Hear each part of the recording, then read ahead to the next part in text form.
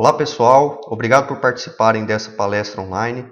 Eu sou Pedro Alcântara, sou zootecnista e trabalho na Embrapa Pesca, Aquicultura e Sistemas Agrícolas, que está localizada em Palmas, no Tocantins. Nós vamos falar sobre dimensionamento da estrutura de módulos de pastejo rotacionado intensivo. Esse tema tem sido trabalhado por meio do projeto ABC Corte, no Tocantins, no qual nós estimulamos a adoção do sistema rotacionado intensivo por meio de uma rede de consultores e extensionistas certificados pela Embrapa para a orientação dos produtores quanto aos detalhes técnicos desse sistema e por meio de uma rede de unidades de referência tecnológica, que são propriedades que adotam o sistema, são acompanhados pelos consultores e dispõem dos dados gerados para que nós possamos realizar esse trabalho de promoção para que outros produtores também considerem a adoção desse conjunto de tecnologias. Nesse projeto a gente faz a atualização tecnológica dos consultores e dos produtores, geramos então esses indicadores regionais para estimular o entorno e com isso visamos o estímulo à adoção dos sistemas intensivos de produção de carne a pasto. Bom, e o tema que a gente vai trabalhar hoje, que é dimensionamento de estrutura, faz parte do planejamento que a gente tem executado para a implantação e condução desses sistemas, no qual, inicialmente, é necessário definir os objetivos e as metas do produtor, selecionar uma área para que seja realizado esse trabalho, implantado esse sistema, mapear essa área e só então nós vamos pensar em definir quais serão as estruturas necessárias e então dimensionar essas estruturas. Além disso, nós também preconizamos que seja realizada uma análise financeira para que o produtor possa tomar a sua decisão baseada nesses dados. Então, hoje vamos falar sobre definição e dimensionamento da estrutura desses módulos. Quais itens nós vamos abordar? Tá? Os itens principais nesse dimensionamento. Primeiro, número e tamanho de piquetes, uma dúvida muito recorrente. Cercas elétricas, nós temos preconizado a utilização de cerca elétrica, vamos falar um pouco do dimensionamento disso. Dimensionamento de praças e, nos casos em que são utilizados também os corredores, coxos, bebedouros e reservatórios de água. Então vamos abordar esses itens nessa palestra. Bom, o número de piquetes, isso já é uma coisa bastante difundida, ele é definido por essa fórmula. Então, o período de descanso do pasto de cada piquete, dividido pelo período de ocupação de cada piquete, mais o número de lotes, que normalmente a gente trabalha apenas com lote, apesar de ser possível trabalhar com mais de um lote. Qual que é o grande problema disso daqui? O período de descanso ele é determinado pela taxa de acúmulo de forragem, e essa taxa varia em função de uma série de fatores, como eu vou mostrar para vocês logo adiante. Então, esse não é um valor fixo. Então, quando a gente pensa nessa fórmula, nós estamos pensando em dimensionamento, nós não estamos pensando em manejo. Nós não vamos seguir posteriormente esse período de descanso de forma engessada. Tá? Isso eu vou falar também um pouquinho mais para frente. Tá? Então, esse período de descanso ele é variável, ele depende do clima, da fertilidade do solo, da adubação que está sendo utilizada, especialmente a adubação nitrogenada, a variedade forrageira, o manejo do pastejo que está sendo aplicado, a ocorrência de pragas e doenças. Então, depende de uma série de fatores, certo? O que é o ideal? A gente conhecer lá na fazenda, ter um histórico de como o capim responde a determinada condição. Mas esse histórico a gente cria com o tempo, tá?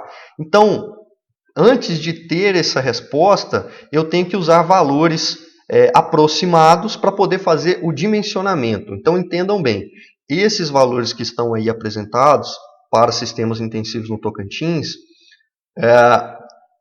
como períodos de descanso, uma faixa de período de descanso, são valores que são normalmente observados, mas que variam de acordo com uma série de situações. Então, ele só vai ser utilizado para dimensionamento. Para manejo, a gente vai utilizar sempre a observação diária. Então, plantas do gênero pânico, de 21 a 24 dias no período das águas, braquiária, 24 a 27 dias no período das águas. Isso eu estou falando de sistemas intensivos, sistemas que recebem um considerável aporte de nitrogênio, principalmente, lógico que associado aos outros nutrientes, né, que são trabalhados, devem ser trabalhados de forma equilibrada, mas sistemas que recebam aí adubações consideráveis de nitrogênio, certo? Então a gente pode usar esses valores como valores, essa faixa como uma faixa esperada para o dimensionamento. O período de ocupação, por outro lado, a gente tende a determinar visando evitar o consumo de rebrota. O animal, quando começa a consumir rebrota, ele muda a seletividade com que ele está colhendo esse capim, e muitas vezes a gente observa uma diminuição do consumo de matéria seca. Tá? E se houver essa diminuição do consumo de matéria seca, necessariamente vai haver diminuição do desempenho desses animais.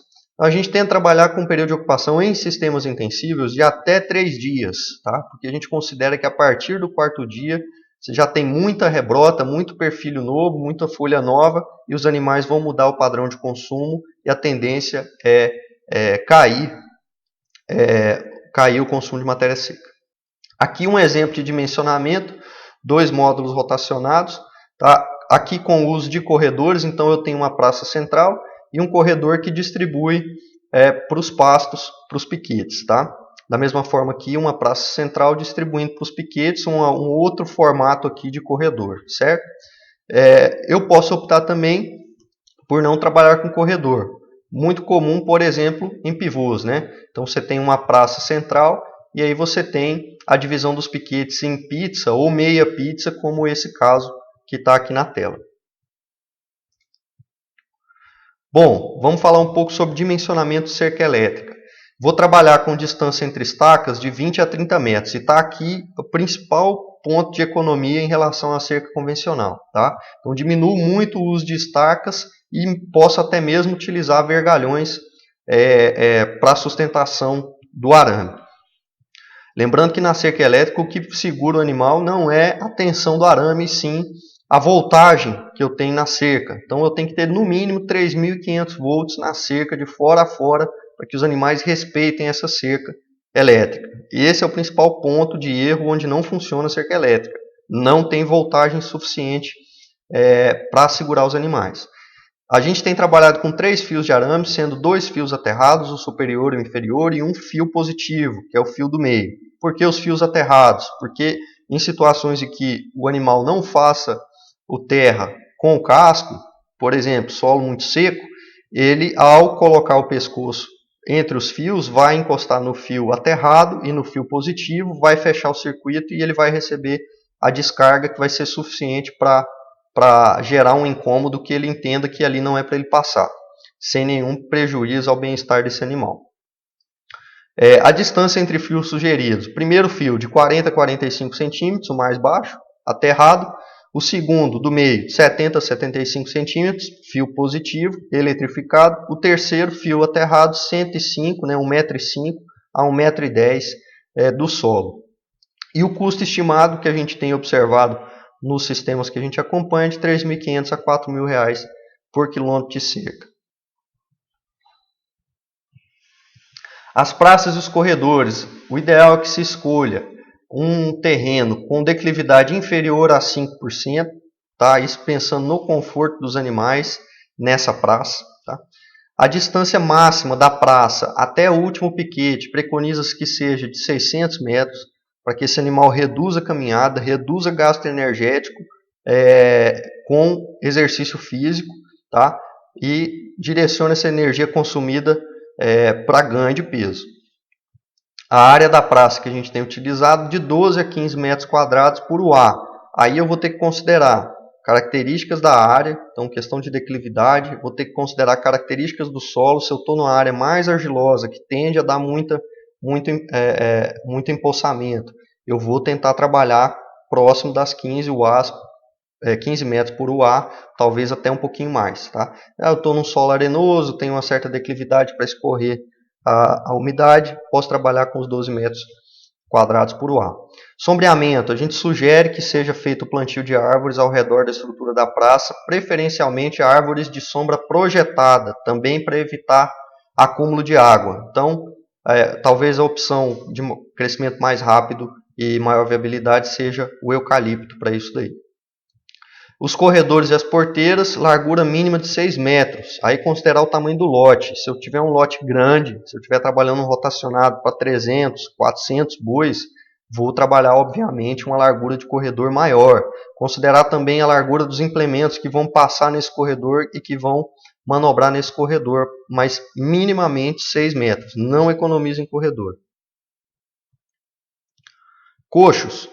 Com relação aos coxos, vale o que vale para um sistema convencional. Eu vou pensar, então, em coxo de acordo com o suplemento que eu estou utilizando. É muito comum, em boa parte do giro do rotacionado, a gente utilizar apenas mineral, porque o capim já está com uma qualidade muito boa, que garante um bom desempenho. Então, no mineral, a gente considera 6 centímetros por UA. Para suplementos de baixo consumo, 0,1 a 0,3% peso vivo, a gente vai trabalhar com 12 a 15 centímetros por UA. Suplemento de médio e alto consumo, 0,6 a 2,2% peso vivo. Nós vamos trabalhar aí com 50 a 60 centímetros por UA para garantir o consumo homogêneo no lote. Suplementação é tema de outra palestra que também vai estar disponível para vocês. Suplementação nesse sistema, né? Então, sempre considerar as características do suplemento, certo?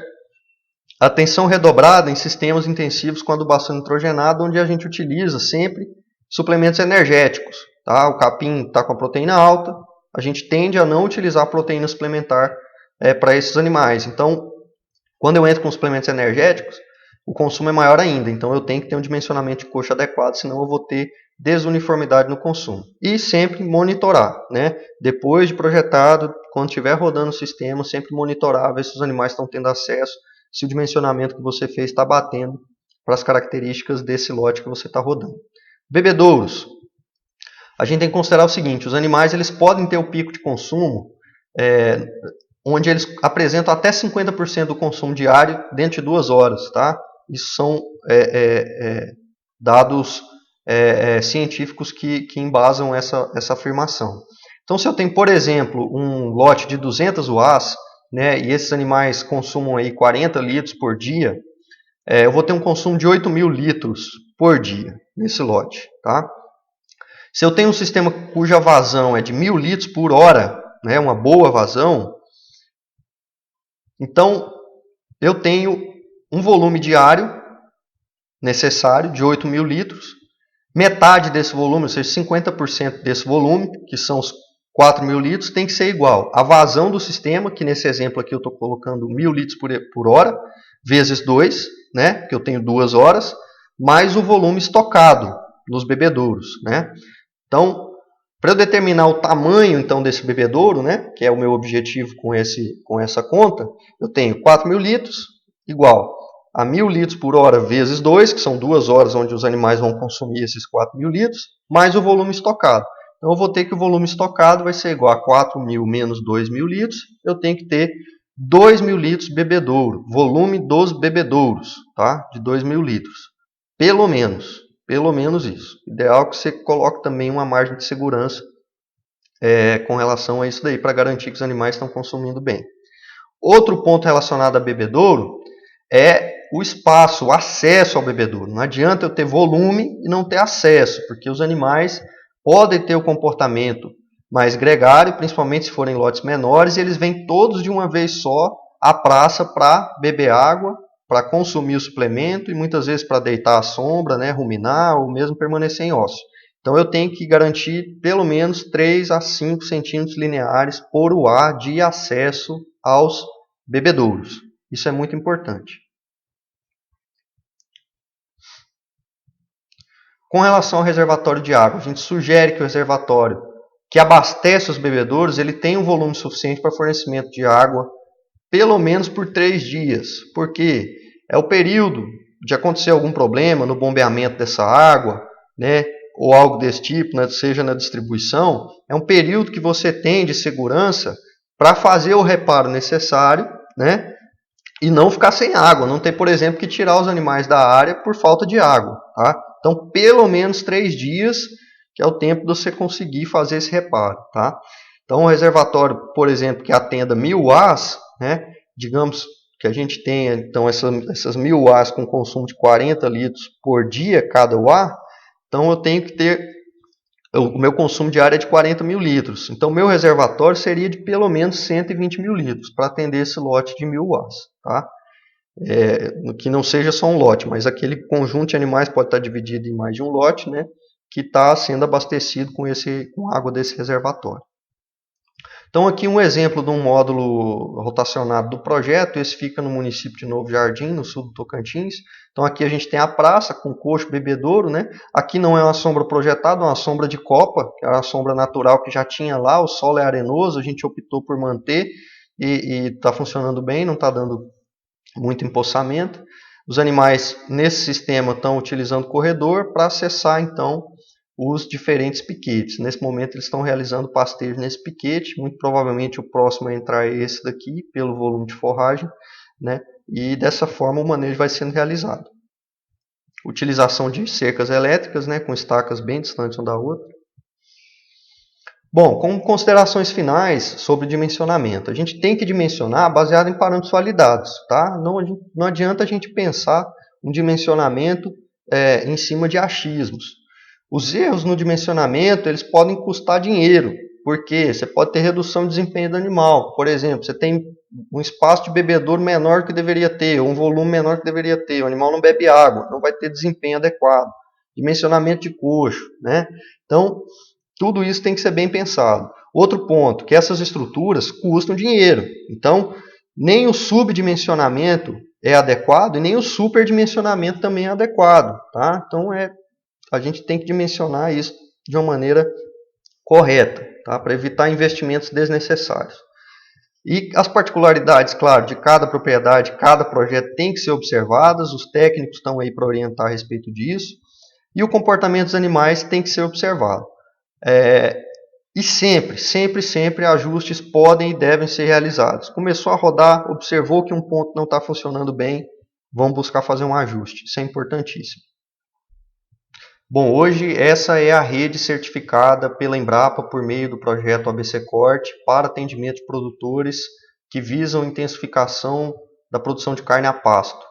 São pessoas que trabalham conosco, então a gente coloca essa rede à disposição dos produtores que queiram trabalhar dessa forma e que vão ter também o nosso suporte por meio desses profissionais. Pessoal, era isso, eu agradeço a participação de vocês, deixo aqui o meu contato e até logo.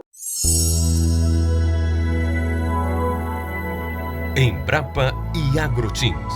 Há 20 anos desenvolvendo o agronegócio no Tocantins, no Mato Piba e no Cerrado Brasileiro.